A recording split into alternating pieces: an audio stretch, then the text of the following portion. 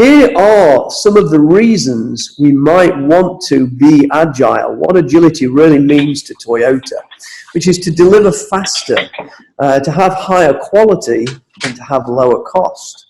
We also want to reduce complexity, enable faster decision making, and more importantly, stay ahead of the competition, the markets, and be able to win in those ever-challenging markets. So these are some of the reasons we might want agility. Let's look at those 8 deadly wastes, which are the topic of the webinar today. Defects, overproduction, waiting, the underutilization of talent, transportation, inventory, motion, and extra processing. A couple of comments on this. 7 of these wastes were defined by a gentleman by the name of Taiichi Ohno, the creator of the Toyota production system. Overproduction was always considered the greatest waste because it leads to all the other wastes. And we'll have a look at an example of that a little later on in this webinar. The non-utilization or underutilization of talent was added a little later by lean practitioners, where we find people are not utilizing their talent effectively. Overproduction, as I said, is the worst of all these wastes. Somebody's drawn a blue line on the slides. I'm not sure where that blue line came from. Let's move on to lean versus agility. So in lean's allowing us to optimize the delivery by removing non-value-added aspects of the work, removing constraints, dependencies, and bottlenecks. So eliminating waste, optimizing the flow of value, and optimizing our value-added activity. Agility comes from delivering incremental value by shortening the PDCA cycle, the time to deliver the value. We want to shorten that, and involving actual customers in a feedback process to give us a feedback loop. So you can be lean but not agile, and you can be agile but not lean. We want both of those things. Those are the things we really desire. Now, we define waste as anything that the customer is not willing to pay for. The Japanese word for waste is muda. Muri is overburden, where we're expecting too much from machines, processes, or people. And mura is where we're expecting, we have an imbalance in the workload. We have peaks and troughs, and we don't have a level workflow. So some days we have too much work, other days we don't have enough work. That's how we would define mura. One of the biggest challenges that I find in many companies, and even in Toyota to a degree, is the value is created by the people actually executing the work, our backlog, or the work that we have in our intake queue. But quite often we'll find we have a lot of layers of management, a deep hierarchy. So we've got managers managing managers, managing managers who manage the people doing the work. That to me is waste. We need to eliminate a lot of this excess management overhead and instead have managers helping to create work and to add value and to remove impediments that are preventing the people from getting the work done. So let's have a look how we actually map value and explain waste. So we're looking at value-added processing.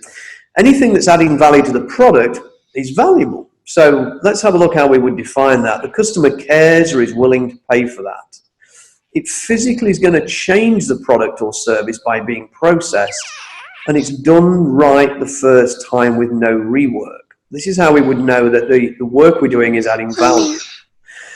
Type 1 waste, or type 1 muda, to use the Japanese word for waste, is non-value-added activity or tasks which seem to be essential, and under current business conditions or technical limitations, we have to do these, and these are necessary until we can eliminate this waste. Somebody keeps drawing lines on the slides. That's an interesting artifact that's happening.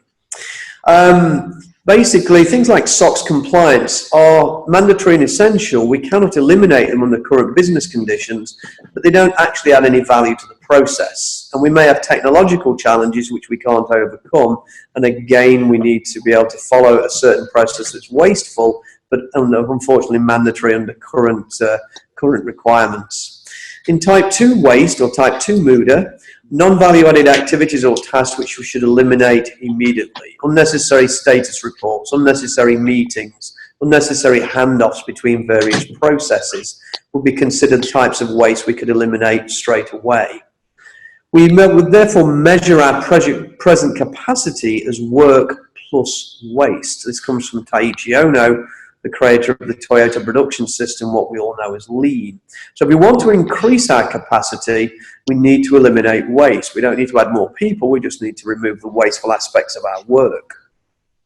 When we're looking at some of the federally mandated types of compliance-y things, we have to do cyber risk and security and other compliance like legal compliance or federal regulatory compliance or SOX compliance. We need to remember that the government and the regulators give us principles or intent. They're not defining the process we need to follow. That's entirely up to us. It's up to us to actually define an optimal process for this, not to actually get hung up on defining complex processes by following the principles or intent of the legal or regulatory bodies. Let's have a look at a little example here. This is a computer software games company. And here comes Sam, and he spends a couple of days thinking about an idea and then writing that idea down and publishing it. And then it goes off to concept presentation, who can't look at it for about a month because they're really busy. And so then when they do look at it, they spend about 4 hours working on that. And then the computer game is actually ready for people to start working on. Then Lisa, bless her, she's in our PMO, she needs to assign some development resources to help us do this work. And she takes about 6 months before she can assign anybody because everybody's very busy, and spends about a day assigning those resources. And then we move on to the design phase of our project, and the graphics design department got about a week's backlog, and then they spend about a month doing work on this, passing it on to sound design, who do about 3 weeks of design work, and then finally, with the design phase of our project is completed. Now you'll notice those times in red. Those times in red are adding no value to the product. They're just waiting for people to start doing value-added processing, which is our times in green. Now we're ready for development, and alas, the developers are way snowed under with work. There's 6 months waiting before they can get development done, and they spend about 3 months doing development. But unfortunately, about a month of that is real value-added work. 2 months of that is going backwards and forwards to the designers, trying to figure out what was in those design documents that were handed over. Then we're production ready, and we're ready for integration and deployment. But here we go again. We've got these specialized group of people that are only allowed to do integration and deployment. We've not invested in DevOps. We've not invested in automated testing and automated integration. Therefore, we've got a 6 month backlog for deployment and about 3 weeks of activity to get deployment done because we haven't invested in those automated technologies. And the end result of this is a pretty unhappy customer. So if we look at this timeline, we're looking at about 25 months here of overall delivery time. Our cycle time for the whole end-to-end process was about 25 months. There's only about 3.5 months of value creation time in that entire 25 months. And this is a process cycle efficiency of about 14%. Here's some of the impacts with our opportunity costs. We've missed the market windows. We've got demotivated teams. We have huge overhead costs. So let's look at a strategy. If we could build a cross-functional team of developers, and we could take somebody from each one of these different areas like concept and graphics design, sound design, development, our integration and deployment teams, if we could take individuals from each of these teams and build a cross-functional team, then we could start working end-to-end on these computer games, and we could deliver increments of these, say, every 2 weeks and release them to market. And this is an actual case study that was carried out by a games company, and they built several of these teams, and instead of putting them through the traditional waterfall process, they optimized the teams by having the teams able to do the work end-to-end, and each team was able to take care of a different computer game. They thought that they could get this cycle time down to about 2 months, and the actual results were about 3 to 4 months. But what we did here, we eliminated about 21 months of processing just by changing the way we did the work. It's an interesting case study. We did some research in one of the teams inside Toyota, and we found that one of the processes that we were following, we had 9 hours of value-added work over 53 days of cycle time. This was a 0.7% process efficiency. In a very lean organization, we're able to find areas we can optimize by looking at a simple process value map and understanding where the waste is. I'm going to play a video. The video will be a bit jerky over the webinar, but I think you'll get the idea. I'd like to show you this non-value added process here. Here we have somebody driving a bulldozer, a digger, who's loading sand and gravel into a cement making machine. And you will see here we've got huge piles of inventory. We're having to pay people to guard that inventory. We're having to then move the inventory backwards and forwards to the machine. We're dropping materials on the ground as we're moving. We've got somebody driving the bulldozer, which is underutilizing their talent. A lot of wastes are seen in this example, this video. Let's contrast and compare that with this video. Here is the same type of machinery making some sort of building materials, but this time a lorry, a truck has driven up with the appropriate materials just enough and just in time to feed the machine.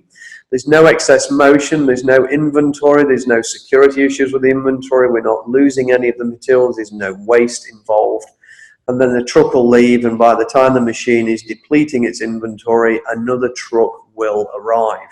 This is the basic principle of just-in-time inventory used in the Toyota production system. So let's look at this, an example of this in fast food. Here is a typical fast food restaurant chain. We looked at overproduction as being the biggest waste. So if we're producing too much food in the kitchens, we've got excess transportation moving that food from the kitchens to the display area. Now we have an excess of inventory, and we're hoping that customers are going to come and buy this inventory. If we don't sell the inventory, then of course we're going to have significant waste. A lot of people don't like those pickles that get put on some burgers in fast food chains, and so we have to send these back to the kitchen as a defect for those pickles to be removed, or even the burger has to be remade. And so we've now led to over-processing by removing the pickle or by remaking the burger. Now we've got wasted motion from the people actually having to do that over-processing, and then we have waiting time where the customers stood around waiting for that burger to be repaired or replaced. And then we have wasted potential in the kitchens because we're having to do additional cleanup, which was unnecessary, which was caused originally by the overproduction. So as you start to examine your processes, you can start to see how these wastes can quite rapidly creep in. Now, the Japanese have a great word for this. The word is Mottalnal. This is a deep regret of waste. The Japanese are very good at ensuring that we are less wasteful. So they're focused on reduction of waste, from reuse of different materials to recycling of anything we can reuse, with a deep culture of respect. Mottalnal, a very important emotion for the Japanese and for Japanese companies. So let's try and have a look at where our time goes and try and understand where our time is going. There's some ways to measure this. I'm going to give you the basic measurements and then we'll dig a little deeper. Cycle time is the measure of the time taken to complete a step in a process. If you have a multi-step process, each step in that process, we would measure the time taken to complete that process end to end. That's the cycle time. Waiting time is the time spent between each step of the process when no work or value-added work is being processed or completed. If you have a certain demand and you want to actually figure out how much time you have for each item, let's say you've got 40 new sales contracts to process and you're working a 40-hour week, your measure of that, your takt time, would be 1 hour. You've got approximately 1 hour on average to process each contract. Takt is a German word. It means rhythm, and it's the physical manifestation. That is the white baton that a conductor of an orchestra uses to keep the rhythm of the orchestra. That is the takt, and takt time is measuring the average time needed to produce a piece of work when you've got many pieces of work to produce in a certain defined period of time. And finally, lead time is the total time to deliver that service or request throughout the whole process. So we add up all the cycle times and the waiting times, and that gives you your customer lead time. Let's look at it from a theme park aspect. A friend of mine gave me this wonderful metric called the theme park ratio.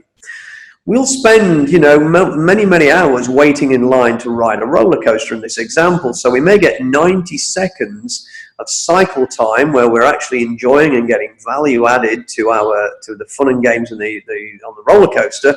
but our waiting time is 90 minutes to get on that ride. So our lead time as a customer is a total of 91.5 minutes. The actual process cycle efficiency of that theme park attraction is only 1.64%. The majority of the whole cycle, the whole lead time, is waste. Remember that next time you go to a theme park, you spend about 10 hours in a theme park for about 10 minutes of fun. That's not very efficient. Now, if you want to map your value stream, this is what type of thing we're going to try and look to do. Let's assume you've got 4 departments here. And each department has a single process, and the piece of work you need needs to flow through those 4 departments to be processed. So the first thing you want to do is measure the cycle time, the time taken in each one of those processes from beginning the work to finishing the work. Now measure the waiting time between each step in that process. Now when you add all those together, you've now got your product lead time, the lead time for the product to be delivered from end to end through the process. Now add in how long your customer waits before you even start fulfilling their order, fulfilling their request. And now you've got the customer lead time. Mapping your value streams in this way will give you some deep insights to how efficient or inefficient your processes are and start to help you to identify these. And actually Kanban is a really good tool to help you identify where these bottlenecks are. So let's use some of those numbers to calculate our efficiency. And you will get the PDF of these slides after the webinar, which will help you remember how to do some of these calculations. If you want to look at your individual process cycle efficiency for a single process, just take the value added time, the time in that cycle that's adding value, and divide it by the entire time it takes to get that process complete. That'll give you your individual process cycle efficiency. Now, if you look at your product process cycle efficiency, the end-to-end, like the theme park ratio, take all the value creating time and divide it by the overall lead time to deliver that product or service to your customer. Add in the time the customer stands around waiting, and now you can get your overall cycle efficiency. And these numbers will be very, very revealing. To give you some idea, the industry average is around 14%, and the plants at Toyota are running at an operational efficiency of 96%. Many teams that I look at and the many processes we look at, we're seeing numbers below 10% efficiency. So there's huge room for improvement here. Okay, so what's a quick, easy way to map your value stream? And there's a lot of different methods. This is a quick, easy method for you. It's called linear contextualization. It allows you to consider changes to your process as part of mapping the current process or condition. So start at the point where the finished product or service has been delivered. Then start thinking about what happened just before that product or service was finished until you delivered the service to your customer. And create a little box and write in that the name of the process. Put some details of the value add or non-value added process. And then whether or not it was adding value or not adding value, and how long the time took. What was the time it took to actually deliver that process? Now start mapping the next process and subsequent processes until you've got a nice process map drawn, showing how all the processes are created. And then finally, you can start looking at your waiting time between each of those processes. Now you've got the data points you need to calculate your efficiency and to look to where the bottlenecks are. And hopefully during this type of mapping, you will have identified improvements you can make as you go. So what are we looking to do here? So the real essence of this is trying to figure out how we can improve the efficiency of flow. Flow efficiency is getting the value to the customer. And this is lean. This is not agility. This is lean.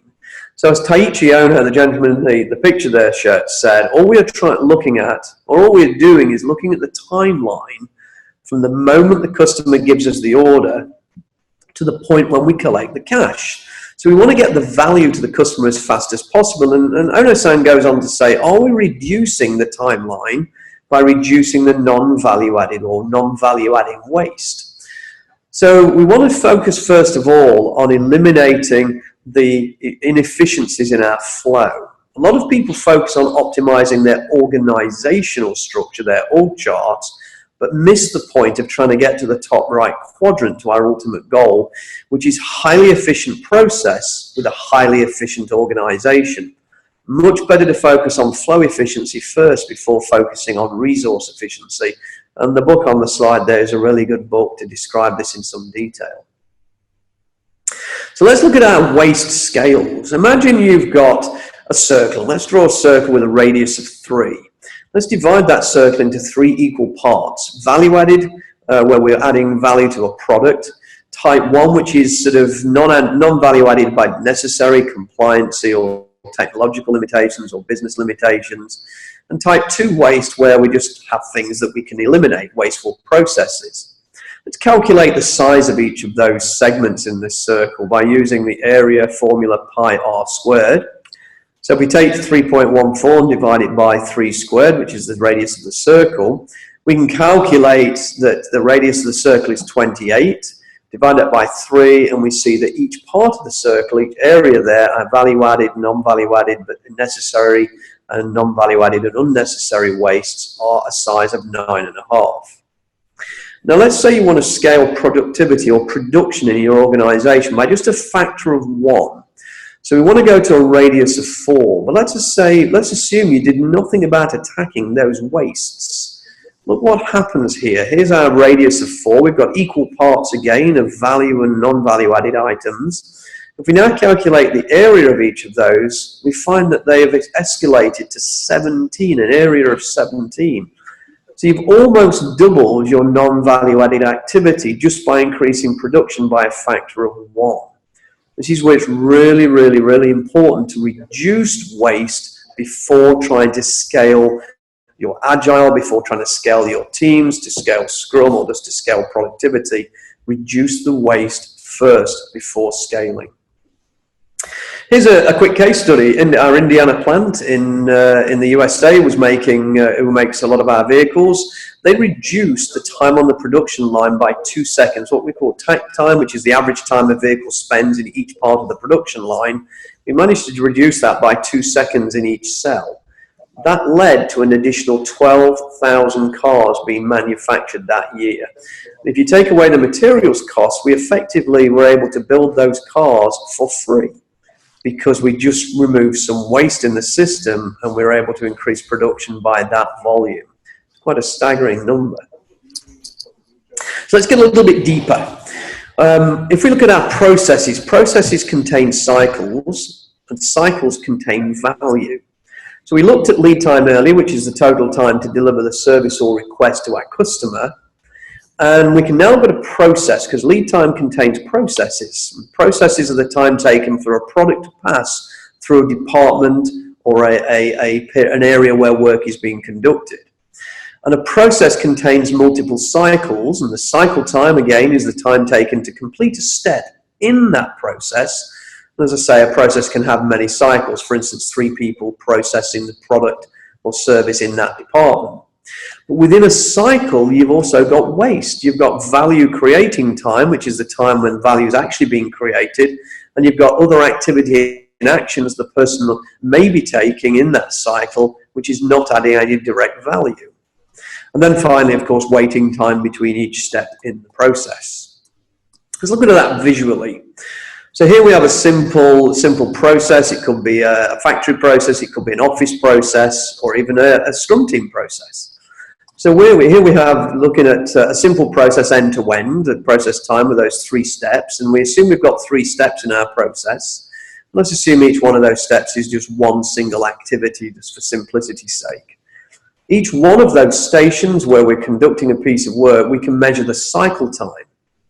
We can then measure the waiting time between each step, but then within each of those steps, cycle time, part of the time is value creating, part of that time may be waste. This is micro waste. So what we're looking at is can we remove those micro wastes, and is that valuable? Because even if we remove the waste, we need to be able to reuse that time we've gathered. But this is how you should be studying the way you're getting work done, to identify where the wasteful work is. Now, let's talk about this from a point of view of building great Agile or Scrum teams. If we understand our flow of value, then this is how we should be looking to build teams. Start with your customer. Everything we should be doing is focused on delivering customer value, and in Toyota, customer first is the key principle. So first of all, start by identifying your customers. Understand your customers, your customer personas, the empathy maps for your customers. Now define the actual products and services the customers are expecting to receive from your department, from your team, from your group. Now you need to start identifying product owners who are not subject matter experts, who have domain expertise on your products and services, and understand those customers and have the skills and the ability to hold and engage in relationships with those customers to truly understand the customer need. Really defines a good product owner.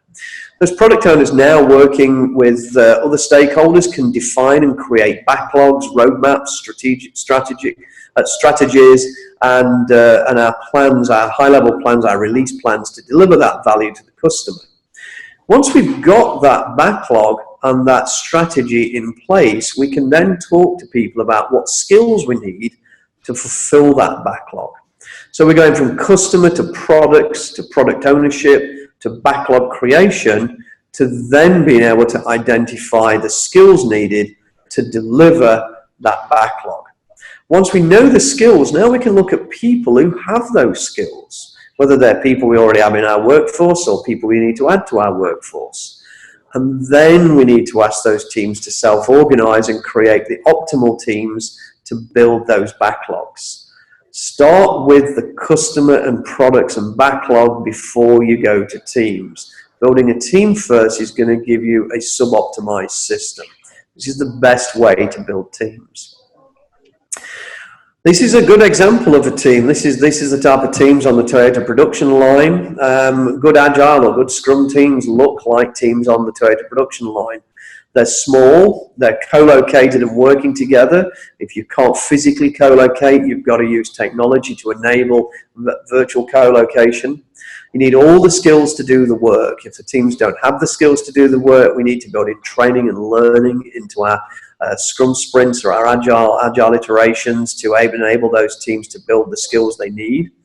The work comes into a team and stays within the team. All the skills are in the team to do the work. They're unable to have immediate communication due to that co-location or virtual co-location. There's intense and continuous collaboration. And they are cross-functional, where every member of the team can contribute and help. One of the worries with cross-functionality is everybody thinks everybody needs to have all the skills. What you need to be able to do is to help each other out to be able to get the work done, to keep the work flowing, to optimize flow. Now, creator of the Toyota production system, in his book on the Toyota production system, something I highly recommend, described this. He called it the baton zone. Just like in a relay race where one person's handing the baton to another person, there's a zone in which the new runner can start running alongside the runner that's slowing down and hand over the baton. So Ono-san studied this in manufacturing, and he said if an operator of a machine and a later process is delayed, they're running behind, other people should help set his or her machine up. When the work area returns to normal, that worker should get the baton and help everyone else. Everyone else should then return to their positions. So basically, everybody's jumping in to help somebody out. If you've got slack in your work process, you should be helping other people out to accelerate or to help them catch up. This is some of the characteristics of a true cross-functional team. And at Toyota, that's known as the baton passing system or the mutual assistance campaign. It provides us the power to generate much more powerful teamwork. This is the book I would recommend if you want to learn more about how to map value and understand value stream mapping. It's based upon the Toyota technique called Materials and Information Flow Diagramming. It was written by an ex-director of Toyota called John Shook, together with a close collaborator by the name of Mike Rother, who's a university professor at the University of Michigan, a deep thinker in Lean, who also wrote a really good book called Toyota Kata. It's got a 4 in it from Jim Womack and Dan Jones. They're two of the original Lean thinkers from MIT who went on to write the book, The Machine That Changed the World. This is the definitive text available to the public on how to map value streams. You'll get this from the Lean Enterprise Institute. Unfortunately, it's around $60. it's a good investment in understanding how to learn to see waste. Here's a few tips. If you like Google, you can hold bureaucracy busting sessions. You can Google and find about holding bureaucracy busting sessions.